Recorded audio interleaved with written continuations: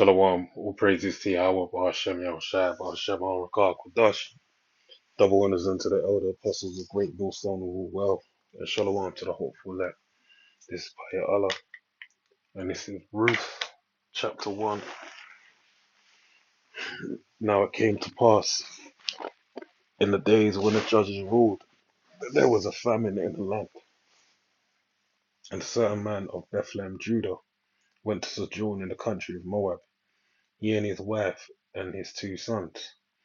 And the name of the man was Elimelech, and the name of his wife Naomi, and the name of his 2 sons Marlon and Shilion, Ephrathites, Ephrathites of Bethlehem, Judah, and they came into the country of Moab and continued there.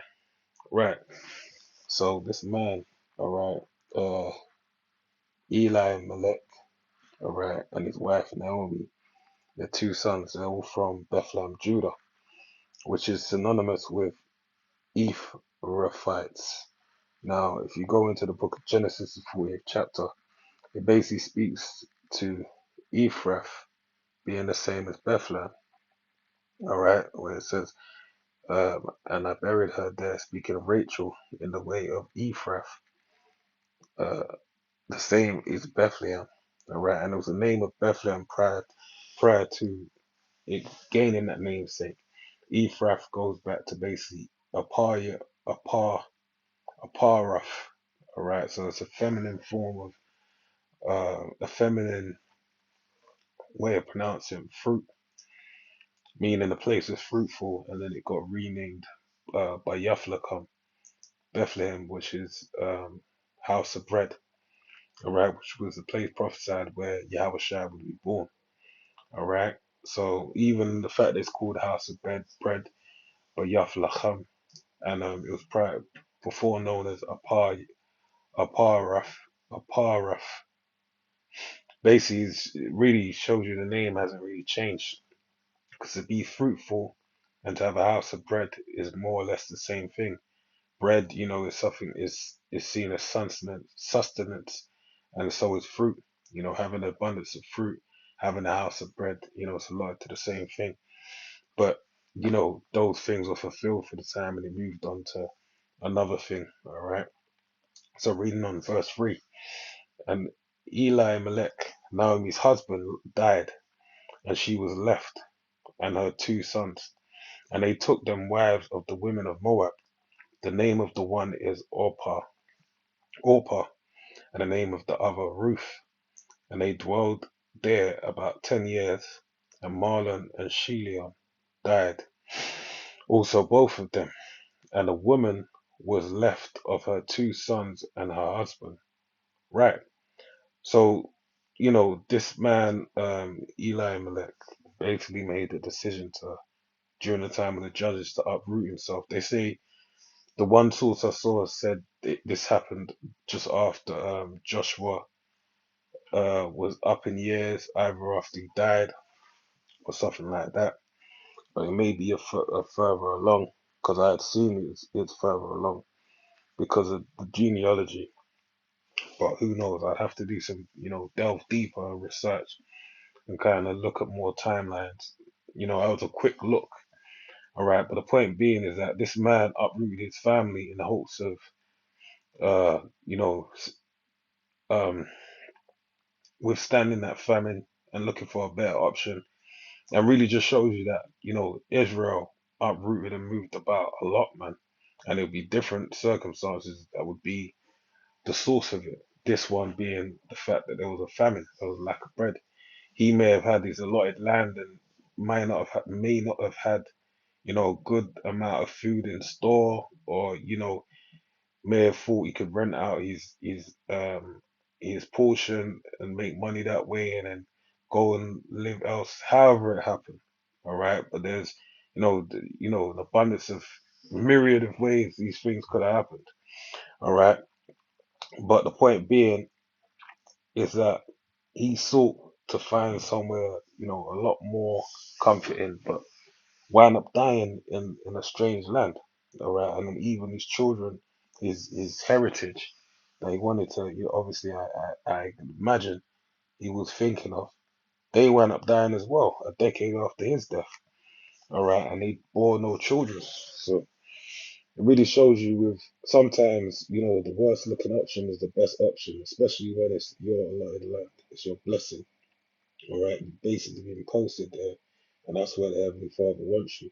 But nonetheless, there's a spirit to this story, because in it, these two wives wouldn't have met their mother-in-law, being Naomi, and this wouldn't produce a story that it's going to produce. So reading on, it says, verse 6, all right, um, verse 6.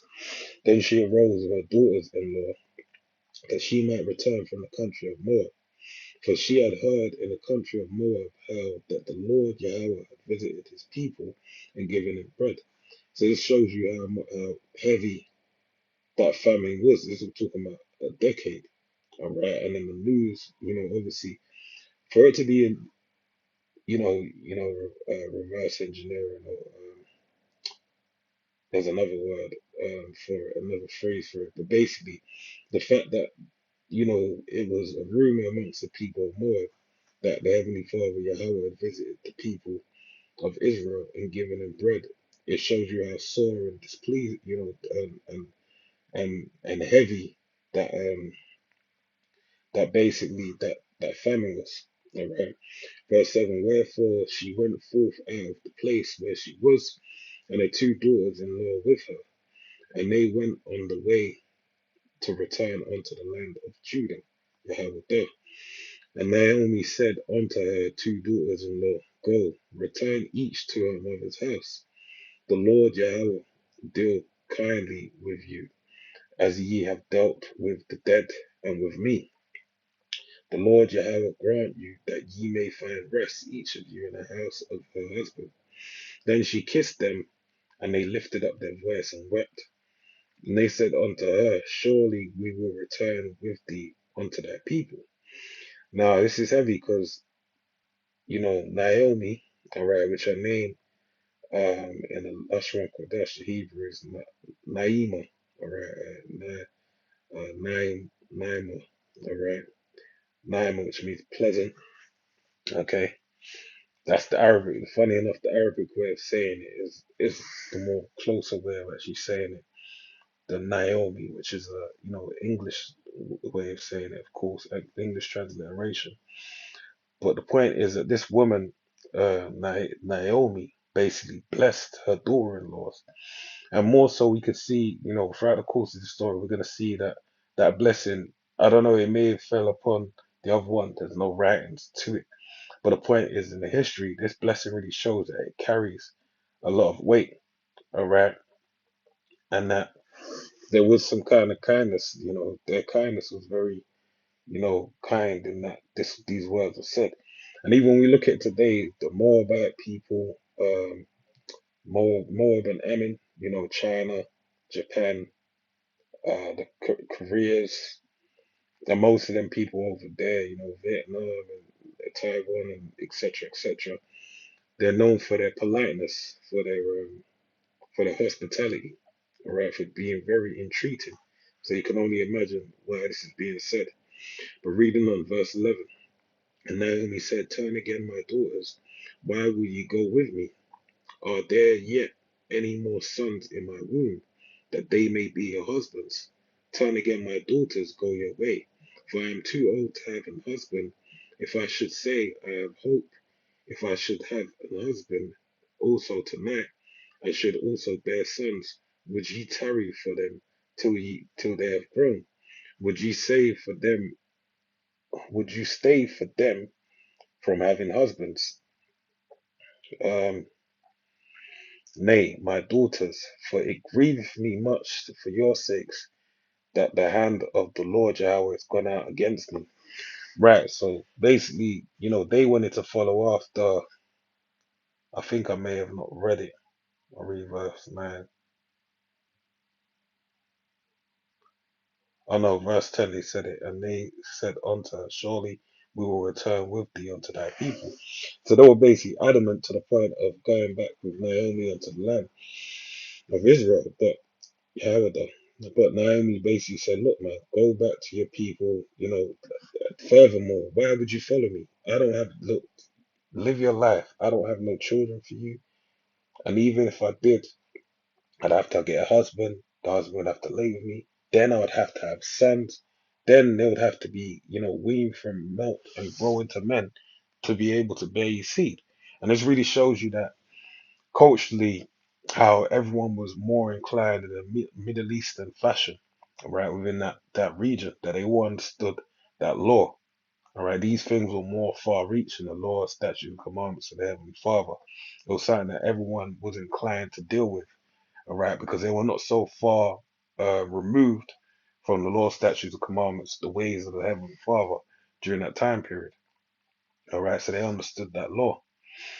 And they lifted up their voice and wept again. And Orpah kissed her mother-in-law, but Ruth clave unto her. Right, so Orpah basically, what she said, all right, then she went back to her people. And that was the last we see of her. But Ruth wouldn't, wouldn't let go of her mother-in-law. She was with her through thick and thin, basically. And she said, behold, thy sister-in-law is gone back unto her people and unto her gods. Return thou after thy sister-in-law. All right, and this really shows you, well, it's quite heavy because Orpah, if this would have been a statement made, she would have been following for the sake of following the law, statute, commandments of the Heavenly Father. All right, she weren't really, heavily, that spiritually inclined to do so. All right, remember these are both Moabites; they're not Israelites at all. All right, but when you deal with Ruth now, Ruth had that spirit put on her whereby she was going to go into the land, and she cleaved through the spirit onto her mother-in-law Naomi, which really shows you some heavy stuff, man. Really heavy in the spirit. Okay, to the point that when you really deal with the Heavenly Father and believe, the blessings will flow after. I mean, as I mentioned 2 or 3 times, this is why this book is wrote. And this is why this woman is mentioned in the genealogy of Yahweh Shai, because she had a very heavy spirit placed upon her. Verse 16.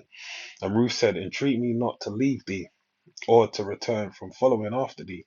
For whither thou goest, I will go, and whither thou lodgest, I will lodge. Thy people shall be my people, and thy Lord and thy power my power. Where thou diest, I will die, and there will I be buried. The Lord Yahweh do so to me, and more so if aught but death part thee and me. All right, so she with her to the very end. Um, when she saw that she was steadfastly minded to go with her, then she left speaking unto her. Right, the spirit kicked in and said, "You know what? Let's roll." So the two went until they came to Bayaflakam, and it came to pass when they were come to Bayaflakam that all the city was moved about them, and they said, "Is this Naomi?" And she said unto them, call me not Naomi, Naima, all right, which is the Hebrew Naima, meaning pleasant. Call me Mara, all right, Mara, which basically means bitter, all right. The waters of Mara, all right, the bitter waters. For the Almighty have dealt very bitterly with me. I went out full, all right, of a husband and sons, and the Lord Yahweh hath brought me home again empty. All she's come back with is her daughter-in-law, all right, which seems like a consolation prize, but throughout the course of the story, that's a great blessing. Why then call ye me Naomi, seeing the Lord Yahweh have testified against me, and the Almighty have afflicted me? So Naomi, and this really shows you how spiritual the people were, because you have the account of the mother that had a son that aided Elijah during the time of the famine for 3 years and 6 months. All right, had a cruse of oil and some flour. She basically, when her son died, she said, "Oh, the Most High has remembered my sins." All right. So this is the same kind of thing that she had in mind, that the Most High basically made a judgment against her and said, "Look, this is how I'm going to judge you." All right. This really shows you. This is, reminds me also of John in that chapter. Who did sin, him or his parents? And the Lord said, "None, but only that the will of the Heavenly Father, the power of the Most High, be shown in him." All right, it really shows you these things, and this really the stories is to the same account, and those both the other story I mentioned as well, Elijah, to the same account. But it really shows you the mindset of someone that's spiritually inclined. You're always going to be, weighing the matter in your mind and thinking, is this the judgment of the Lord? Is the hand of the Lord? So as it tells you in the book of Second Sirach, the second chapter, it says, get you, set thy heart aright, prepare thyself for temptation, the temptation to the Most High. So you always got to have your mind channeled, set in that place. Verse 22. So Naomi returned, and Ruth the Moabitess, her daughter-in-law, with her, which returned out of the country of Moab, and they came to Bayaf in the beginning of the barley harvest, which is quite spiritual in itself. All right, that just hit me now because the house of bread, barley. I'm sure barley can be used to make bread. I'll double check that. You check it. But with that, I pray you're edified to the next one. Say shalom, shalom.